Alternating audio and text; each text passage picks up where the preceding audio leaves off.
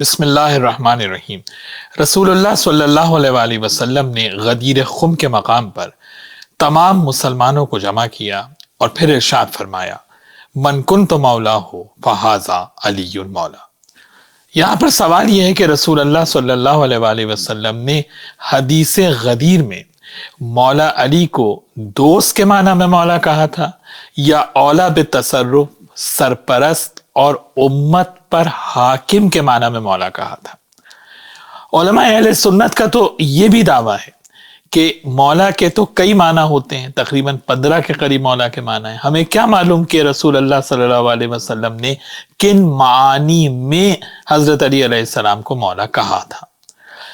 ہمیں حدیث غدیر میں مولا کے معنی لغت میں دیکھنے کی ضرورت ہی نہیں ہے، کیونکہ حدیث غدیر میں مولا کے معنی خود رسول اللہ صلی اللہ علیہ وآلہ وسلم نے بتا دیے ہیں۔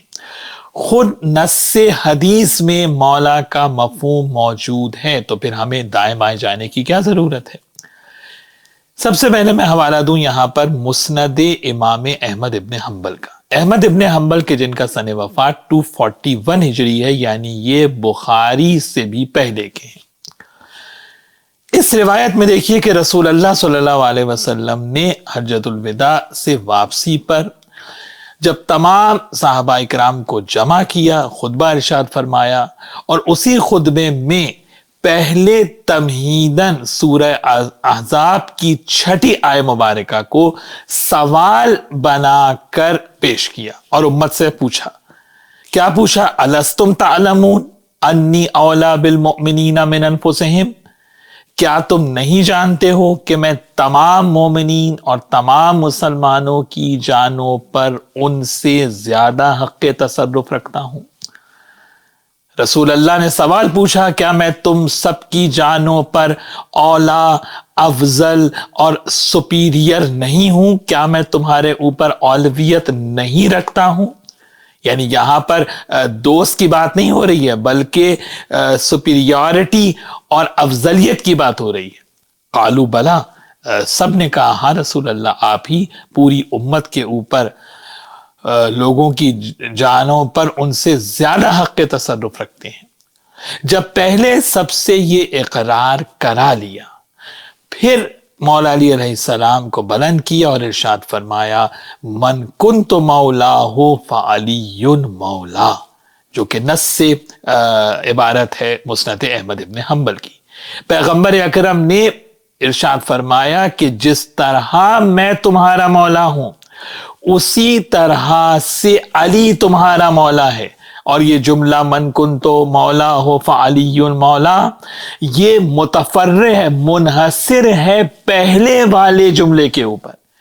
یعنی جب پہلے والے جملے میں اولویت، افضلیت، اولا بالتصرف اور حاکم کے معنی کی بات ہو رہی ہے، تو پھر بعد والے جملے میں بھی اسی معنی کی بات ہوگی، دوست کے معنی کی بات نہیں ہوگی۔ اور وہ معنی کیا ہے؟ جو کہ سورہ احزاب کی 6 آیت مبارکہ میں ارشاد ہے کہ النبی اولا بالمؤمنین من انفسہم، نبی مومنین کی جانوں پر خود ان سے زیادہ حق تصرف رکھتا ہے۔ تو پیغمبر اکرم صلی اللہ علیہ وسلم نے حدیث غدیر میں ارشاد فرمایا کہ جس طرح نبی پوری امت پر افضلیت اور اولویت رکھتا ہے، اسی طرح سے آج سے علی پوری امت کے اوپر اولا ہے اور افضلیت رکھتا ہے۔ یعنی من کنتو مولا فعلی مولا میں آگے جب آپ دیکھتے ہیں کہ جو یہ فعلی مولا میں جو فا ہے، یہ بھی بہت اہم ہے، کیونکہ یہ فائے تفریح ہے، جس کے معنی لائک وائز کے ہوتے ہیں۔ یعنی اسی طرح سے، اسی معنی میں، یعنی من کنتو مولا ہو، یعنی جس معنی میں رسول کہہ رہے ہیں میں مولا ہوں، اسی معنی میں علی بھی مولا ہے۔ تو رسول دوست کے معنی میں مولا نہیں ہے، یہاں پہ رسول اولا بالتصرف، افضلیت اور حاکم ہونے کے معنی میں مولا ہے۔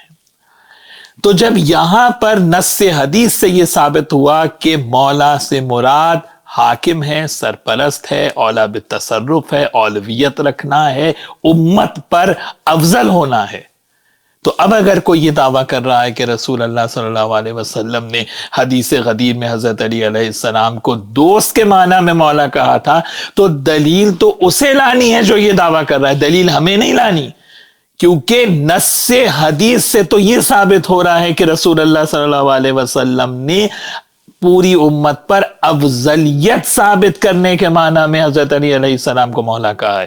میں علماء اہل سنت سے یہ سوال کرتا ہوں کہ جس کے لیے رسول اللہ صلی اللہ علیہ وسلم نے پوری امت کو جمع کر کے یہ وصیت کی کہ جس طرح سے میں تم پر افضل ہوں اسی طرح سے علی تمہارے اوپر افضل ہے، جس طرح سے میں تم پہ سپیریٹی رکھتا ہوں اسی طرح سے علی تمہارے اوپر فوقیت رکھتا ہے، تو اس کے علاوہ خلیفہ بلا فصل کی اور کیا تعریف ہو سکتی ہے؟